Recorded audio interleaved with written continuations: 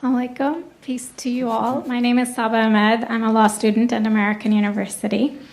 I am here to ask you a simple question. I know that we portray Islam and all Muslims as bad, but there's 1.8 billion Muslim followers of Islam. We have 8 million plus Muslim Americans in this country, and I don't see them represented here. But my question is, how can we fight an ideological war with weapons? How can we ever end this war? The jihadist ideology that you talk about, it's an ideology. How can you ever win this thing if you don't address it ideologically? Great question. I am so glad you're here, and I am so glad you brought that up because it gives us an opportunity to answer.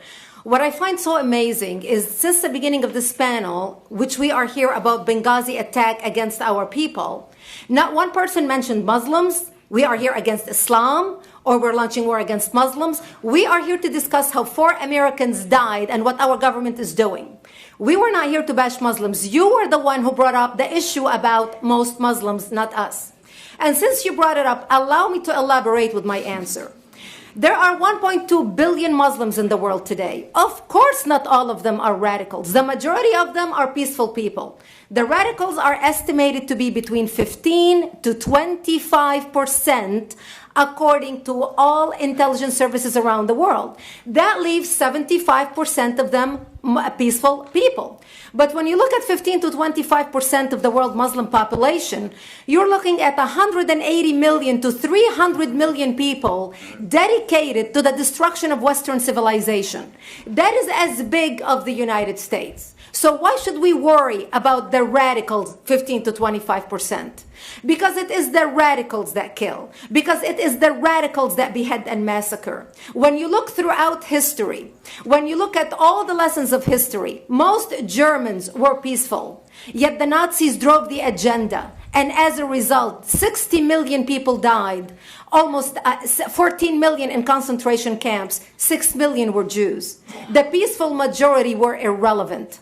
When you look at Russia, most Russians were peaceful as well. Yet the Russians were able to kill 20 million people. The peaceful majority were irrelevant. When you look at China, for example, most Chinese were peaceful as well.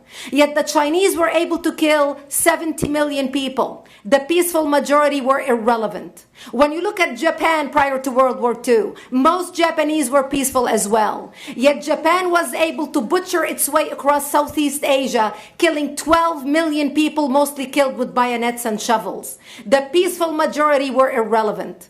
On September 11th in the United States, we had 2.3 million Arab Muslims living in the United States. It took 19 hijackers, 19 radicals to bring America down to its knees, destroy the World Trade Center, attack the Pentagon, and kill almost 3,000 Americans that day. The peaceful majority were irrelevant. So for all our powers of reasons and us talking about moderate and peaceful Muslims, I'm glad you're here. But where are the others speaking out? And since you are the only Muslim representative,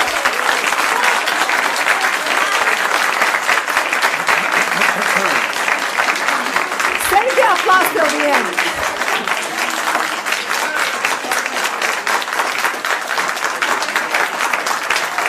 Thank you. Thank you. And since you're the only Muslim representative in here, you took the limelight instead of speaking about why our government, and I assume, are you an American? You're an American citizen. So as an American citizen, you sat in this room and instead of standing up and saying a question or asking something about our 4 Americans that died and what our government is doing to correct the problem, you stood there to make a point about peaceful, moderate Muslims. I wish you brought 10 with you to question about how we can hold our government responsible. It is time we take political correctness and throw it in the garbage where it belongs and start calling it fair.